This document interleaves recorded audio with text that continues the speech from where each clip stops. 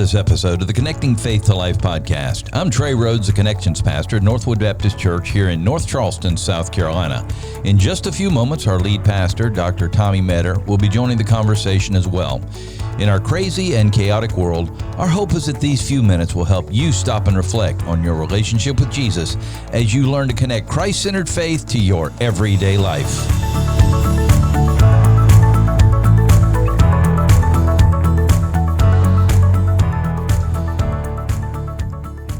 And you are listening to episode 155 of the Connecting Faith to Life podcast. And as you listen today, make sure that you get the word out to somebody by Facebook, Twitter, text them, talk to them in your small group, life connecting group, Sunday school, whatever it is, and help them know that they can come and get help understanding how the Bible affects their everyday life. And actually, Pastor, I think influence others. We've been able to see that over and over again. And again, this week has been amazing as I've heard more people say, hey, listen, I don't know if you know I'm listening or not, but I've been listening and it has really affected my life in a good way. So they listen because of you, Trey. That golden voice, they just love to hear. No, they listen because of you. They might like this voice, but they're getting it for the content, and I don't know. That's all good. That's all good. Well, it's exciting to be here today. We have a special guest, we're looking forward to that. And I will say one word about that, and that is life. And life matters to God. That's right. And so we and a believe special guest that yes. you know pretty well because you've known her for a while. Way longer than we're willing to admit, either one of us. So I want to pick on you about your age, 13. But I don't want to pick on her about her age because she is a lot younger than you. But y'all went to she was like in kindergarten when you were in high school at the same school. Y'all both went to that private school in Charleston. Is that where you guys? No, this is Charleston Heights Baptist Academy. Charleston Heights. So you were a senior there, and she was in the pre-K. Yeah, she was like pre-K or something. Yeah. So, but we did go to school together. Well, why don't you have the honor of introducing our guest then, since she is a lifelong friend? Sure. This is Kim. I know her as Cottingham, but she's Howard. Yeah. And she has been a blessing to so many over the years, especially with the work that she does with our pregnant mothers and the opportunity she has to help them bring life into that. And Kim and I guess, have been, she's actually helped my mom get started in her children's store that she did for many years, and Kim is big in all that, and Kim has decided that life matters, and that she is now devoting her life a lot to this ministry, and so it's a blessing to know her. Also, her brother, who recently went home to be with the Lord, was one of my best friends.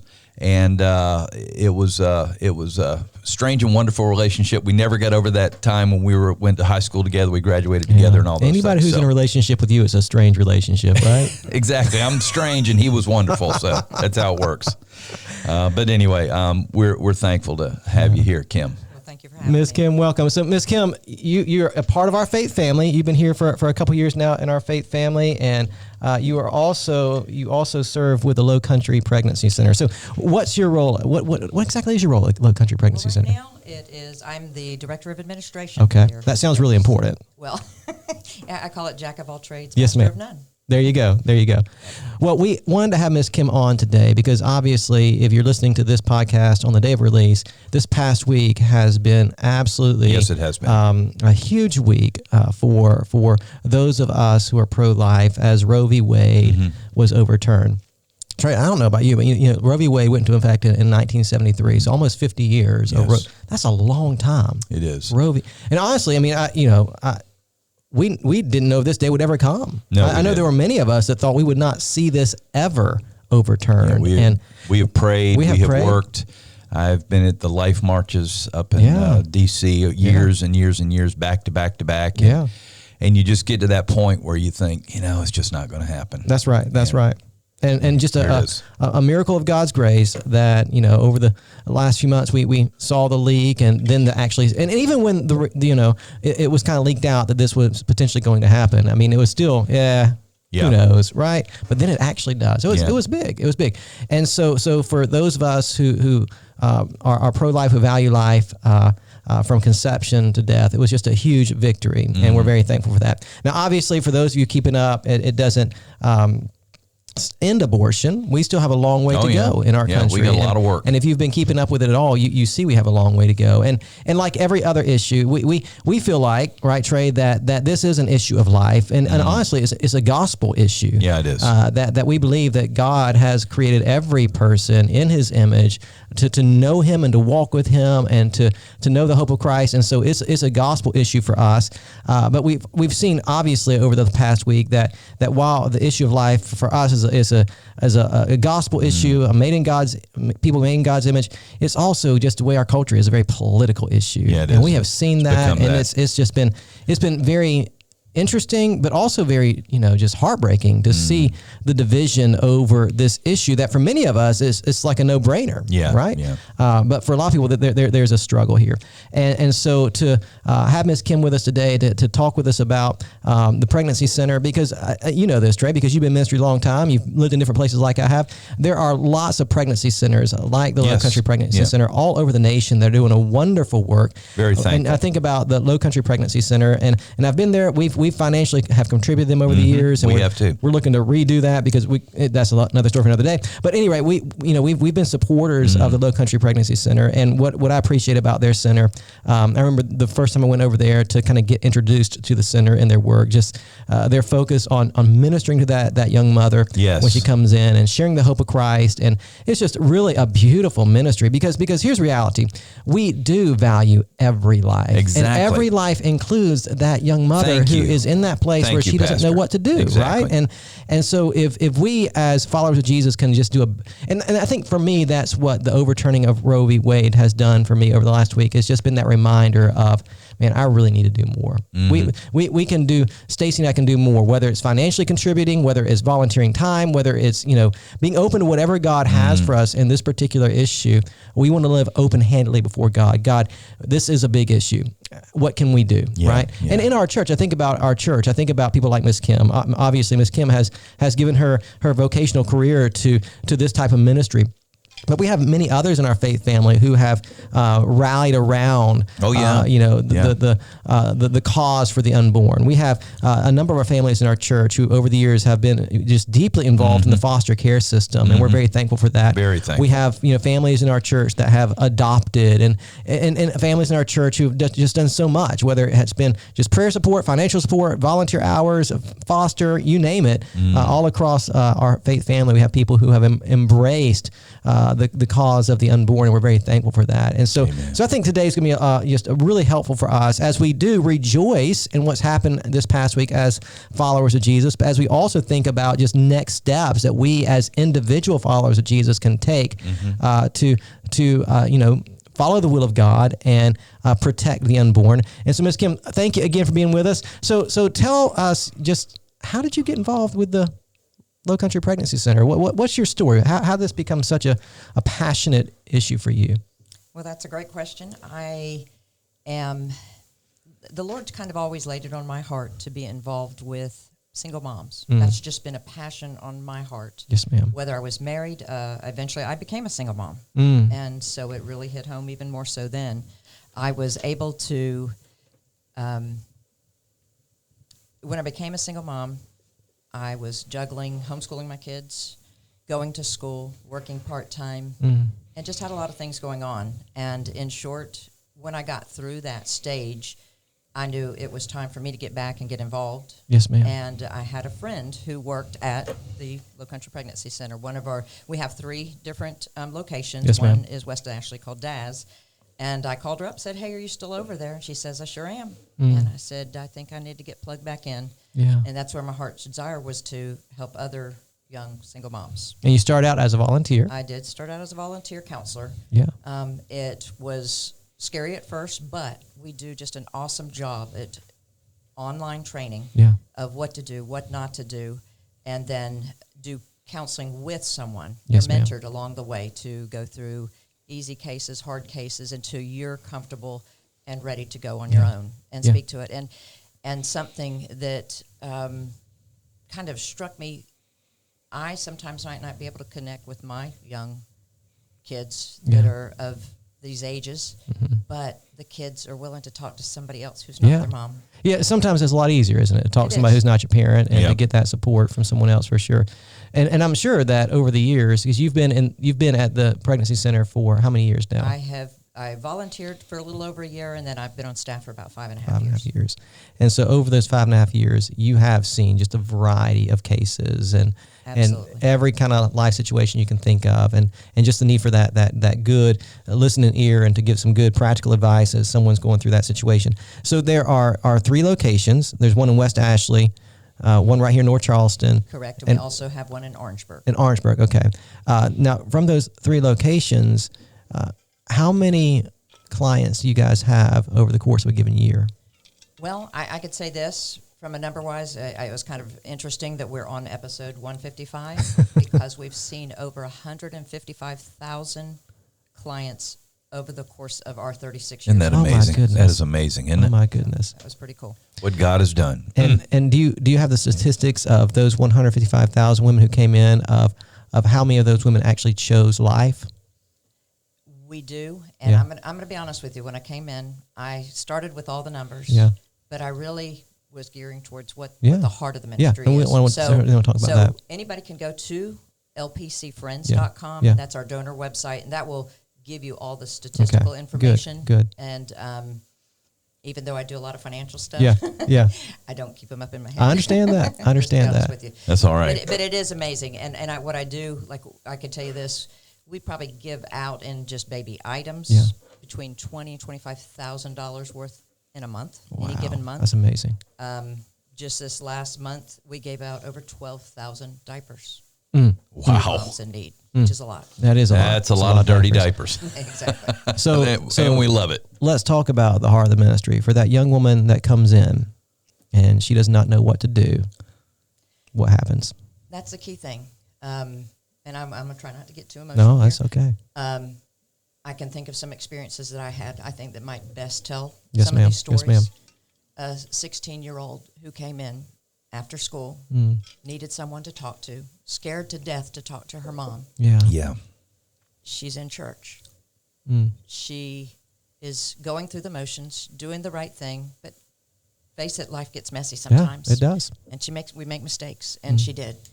She came to the right place, and it's so just the best thing that we have a place like this because we want to provide a very loving, compassionate, non-judgmental atmosphere Absolutely. for anyone to walk in their doors Absolutely. and say, we're here.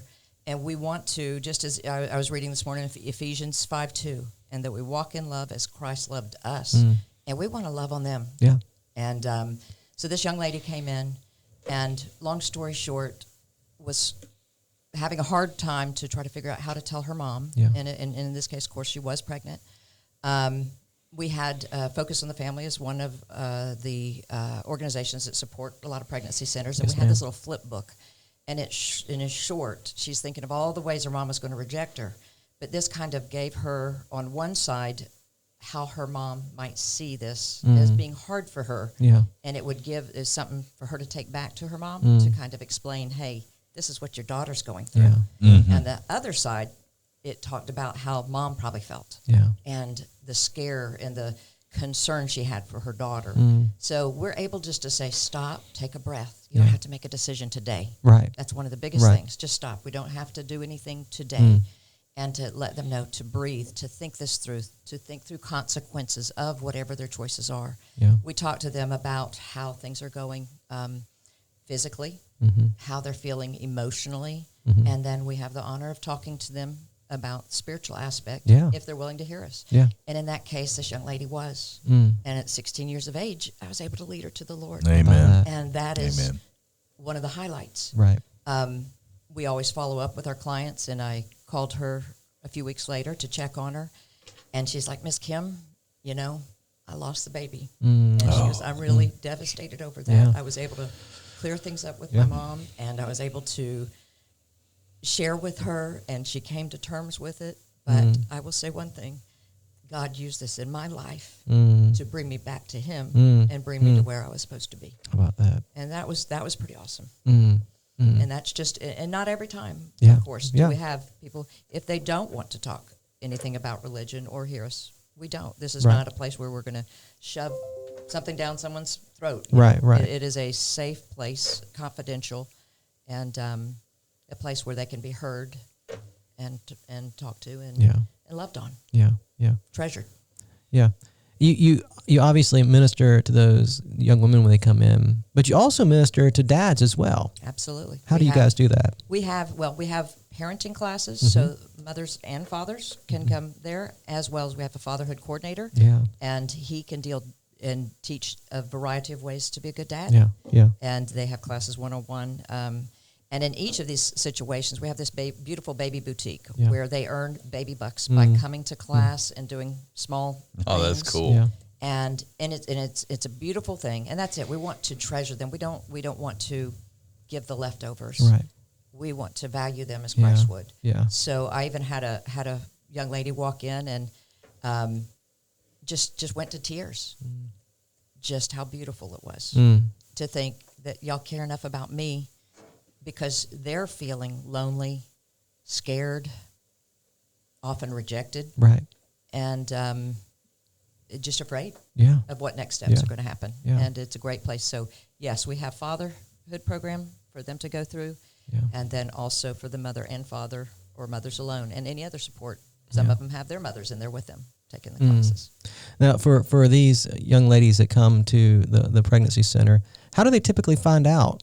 How do they discover this is a safe place for us to go? That's a great question, too. Couple of ways. One is by searching on the internet. Yeah.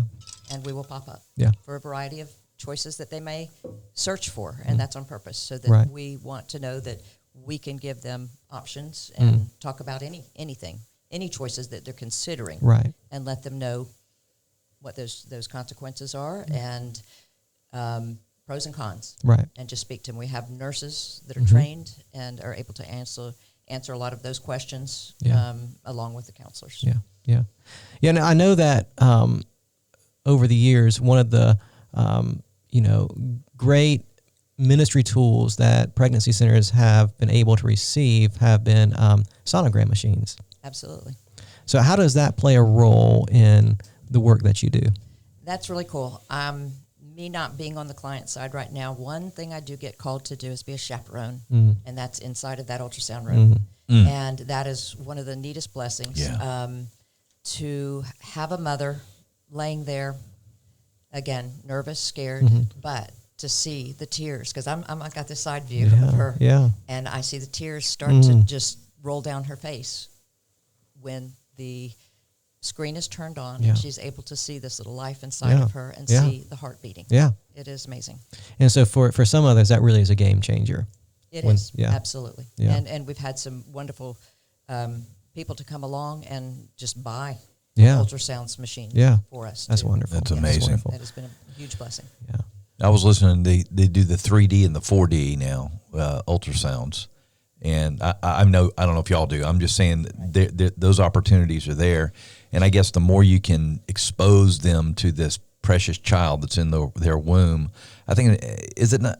I guess you've seen over and over again them they're just overwhelmed. It is. This is a baby. Thing. This is not some tissue thing. Yeah, I mean, I remember when Stacy and I, when we were pregnant with Luke, and just that first visit where we were able to, that's a game changer. It is. For anybody. Is. To see that there's a real person inside of my wife, right? It's not just a.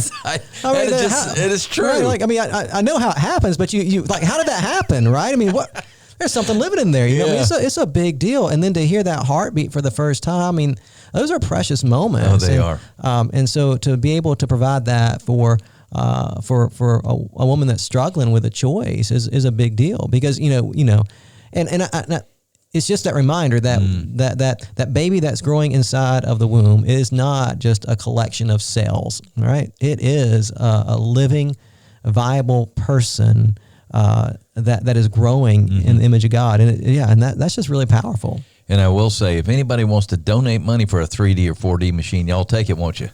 We will take your donations. Yeah, Absolutely. yeah, LPCFriends.com. Right. So for that young mother that comes, just walk. So she has that counseling session where you're able to help her think through choices and decisions, and you're able to even have spiritual conversations as the Lord leads. But give us the process though. So she comes that first time, you connect with her, and how do you guys begin to establish a relationship so you can continue to minister? What does that look like? That's again, I think I could best give that by an illustration. Yeah. So I had a young lady who came in. She had taken a home pregnancy test, and in short, of course, was pregnant. Mm-hmm. She came in and she didn't know who the father was. She had her long-term high school boyfriend. They had broken up, and they were each seeing somebody else. She wasn't sure who the father was. Again, a lot of tears, confusion. So it is a connection there to be, again, accepting and loving to her. From there, I was a volunteer. I was able to get off work and come back and meet her for her ultrasound. So that would be the next step. Right. If being open to that. And the father, who was the long-term boyfriend, came. And again, just to see that connection was amazing for her and for him. And to see them. Later on, she decided she would get off on her lunch break and she would come to parenting classes and learn what her new role was as a mom. Yeah. Dad was still not sure about being in the picture at that time. Yeah. But she came, she earned baby bucks. She was able to use those baby bucks. So let me step back. Everything that we offer is 100% free. Yeah. Nothing, no cost to anybody for any client that comes through our door. But she was just able to really learn, and she took it upon herself to come even in an off time to be able to do that. But we offer a variety of dates and times for these classes to be held. And then after that, when the baby's born, we offer a class called Beginning with Mother Goose, so that we kind of teach the mother how to connect with the baby. Yeah. So there's like 4 classes of that. From there, we have a huge ministry called Because We Care. And this is open for anyone in need of emergency type items. Mondays and Wednesdays from 1 to 4. And that's where you can come and get baby formula, diapers, wipes, gently used clothes, and just come and do that. Yeah. As a mission, we do have a focus on that initial visit and helping in that first year or so of life. Yeah. From there is where we would say the church comes into play. We want to be able to recommend churches that are willing to have people that are pregnant in an unplanned pregnancy, where dad may not be there, where they might not be married. One of my coworkers was telling me a story just yesterday. She was 16, pregnant, in church, but ashamed. There was no class for her to go to. She just didn't fit in. She just didn't have the support that she needed. She even went and bought a fake wedding. Oh my goodness! Just to just pretend. Yeah. And this child is grown and wonderful, and she is married the dad, and all of that worked out. But that's not always the case in different situations that we find. But having a place for them to plug in, to be discipled. Or like the next steps. So if a young woman comes and she's willing to receive the help, the commitment you guys make to her, it's a long commitment through the pregnancy and even afterwards to make sure that she's well and healthy. For about a year. Yeah, for about a year. Yeah. That's wonderful. Absolutely. So for you guys, what's been the biggest challenge as a pregnancy center? What's been the biggest challenge over the years for you guys? Resources. Yeah. And I would say our most precious and treasured resources would be our volunteers. And we have many that are committed, who come faithfully, some for years and some not as long. Right. But the time it takes to train, and I will say, everybody has a story to tell. Yeah.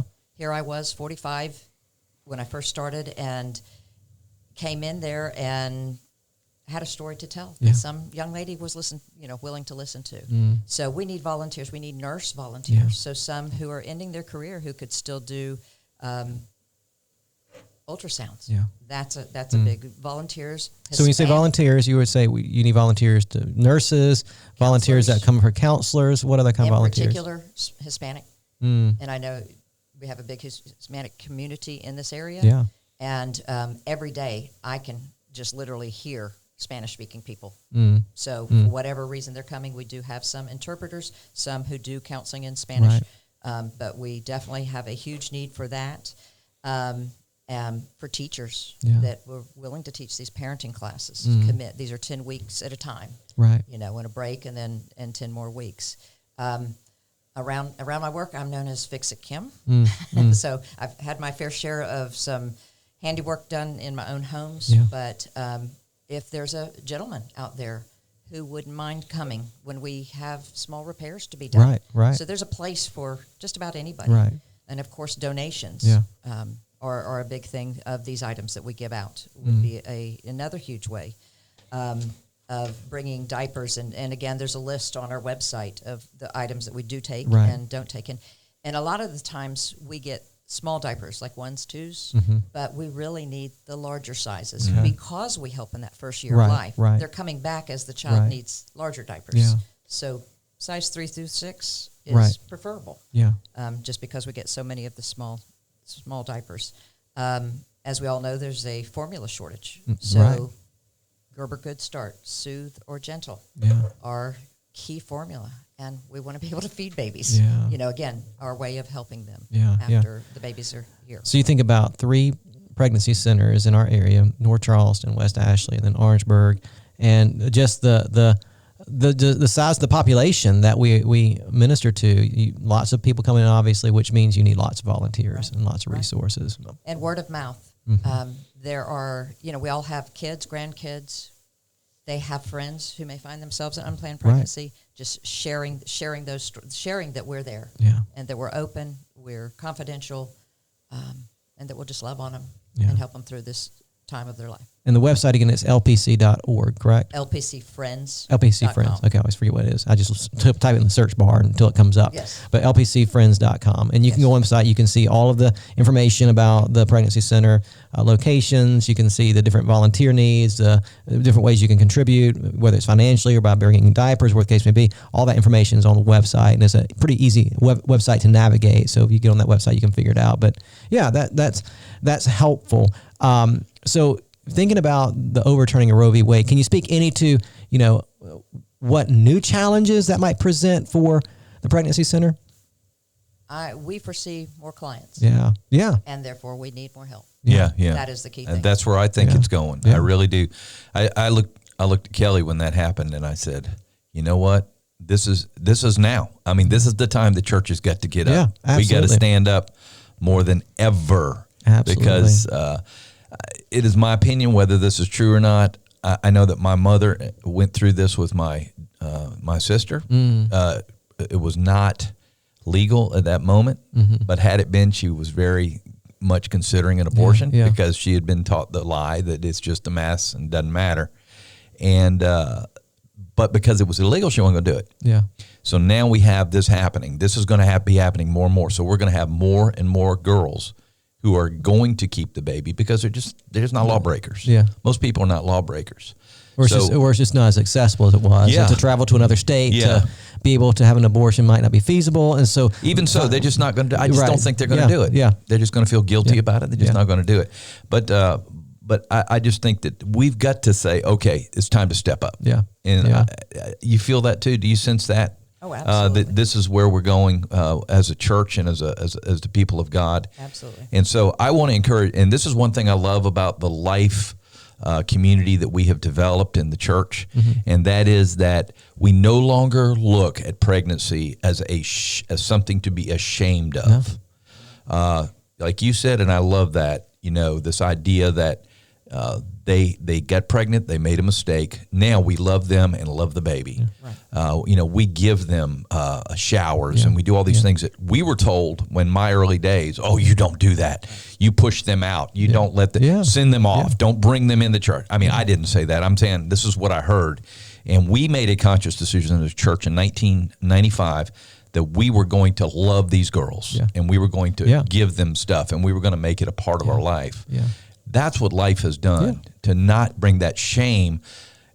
And the shame is that the girl is the one that always ends up with the shame. The guy is out doing whatever, you know. He can walk in and nobody ever knows. Yeah. So, you know, I appreciate what y'all have done. I think so much of this has developed this desire to celebrate life in whatever form it came about. Yeah. Celebrate just life. remembering, right? And every circumstance is different, and not every circumstance is obviously ideal, right? We get that. But even in that, even when circumstances are not ideal, it doesn't change the fact that God is gracious. Amen. And every life that God gives is a gift to be treasured. And just, you know, like you said, Trey, just embracing that as a church. So Ms. Kim, as we're kind of concluding our time together, speak to our people today. What are some practical things that they can do to begin helping in this cause? So first of all, again, just be accepting when they walk in the door, and just treat them as you would someone else. Consider the fact that God has called you to give back in some way. Yeah. If you could be a volunteer, we would absolutely love it for counselors, teaching, and everything. You could have a collection. So whether that be a little baby shower or however, but just to collect some of the items we need. We've had I had a young lady whose child was having a birthday party, and instead of getting gifts, the child got baby books, just the baby board books to bring to the pregnancy center to help kids. How about that? So just, again, teaching them some great principles and ways that they could help others. I know that there's ladies here that in the past have crocheted little hats and blankets. I will say, living in Charleston, that instead of maybe hats and blankets, if we get little baby booties, that might be a little bit more appropriate for what we can give out, like in gender-neutral colors. Because when they go through that ultrasound, we like to give them a little gift of something to just solidify. These are real. This is for your baby. And something like some baby booties would be great. And we have our upcoming walk on November 5th. Classes can register together just to create a fun atmosphere of competition and raising funds. You can raise funds through your Facebook page and other ways. And just, it's a big family festival. Yes, ma'am. There's jump castles and food and everything else. And just walk around Wanamaker Park for Walk for Life, and just help support us that way too. Thank you so much, Ms. Kim, for helping us to think about this today. And it's such a pivotal time in our nation's history, and just a wonderful opportunity for us to really re-engage on a personal level this particular issue, and be committed to the cause of the unborn. The good news for the Northwood family, if you're listening, you're part of the Northwood family, is that Ms. Kim is a part of our church family. And so if you want to, I'm sure you're more than open to talking to anybody who wants to talk about this, aren't you? Absolutely. And so if you're listening today and you say, man, I'd like to talk to Ms. Kim and ask her personally how I can be involved, come find me on a Sunday morning, and I'll be glad to introduce you to Ms. Kim and help you get connected with the Low Country Pregnancy Center. But we appreciate you so much taking time on it. Kim, I know this is a work day for you, and you took some time off of work to come over here and talk about this. I appreciate you taking some time to come over and be with us. I know this is going to be a benefit for a lot of people, so I appreciate that. Thank you. And Trey, it was okay to talk to you today too. Yeah, I was here. No, and you still are. I enjoyed the conversation. I did. Yeah. But Pastor, thank you for. I want to thank you for being. I know you love life. Yeah. We've had this conversation multiple times, and this is an important, not just issue for you. This is an important part of our lives. That life matters. Absolutely. So as we close today, just why don't you just give us one little encouragement as to why biblically life matters. Yeah. Well, life matters because God created it, right? And here's the reality, just to keep in mind, that God never makes a mistake. Amen. Right? That's right. And so if God in his wisdom and grace chooses to give a mother and a father a child, it is not by his mistake. It is by his sovereign plan and purpose. And just recognizing that, and then for us, just learning to value what God values. I mean, man, it's just beautiful. I mean, and again, we know that not every circumstance is ideal. Not every circumstance is what it could have been or should have been, but it doesn't change the fact that every life is precious to God. Amen. And so, just remembering that, and then doing whatever we can to preserve and to, and again, we think about the unborn, and rightly so, because what has happened in our country over the last 49 or so years has been horrendous. something like, the numbers are staggering, something like 63 million babies have been aborted since Roe v. Wade. That should break our hearts and call us to action. Yes. But to have compassion for that mother or father that feels like they have no other option. Yeah. That's heartbreaking. Yes. We can do much to help that mother or that father know that you are just as valued and there's hope for you, right? Amen. Amen. And so just kind of thinking through that is just really, really important. Thank you so much for listening today. I hope today has been helpful for you. If you don't mind, leave us a 5-star review. That helps us to get word out about our podcast. If you want new content delivered to your device every single week, hit that subscribe button. We certainly appreciate that as well. And we hope today, as always, that today's episode has helped you connect faith to life.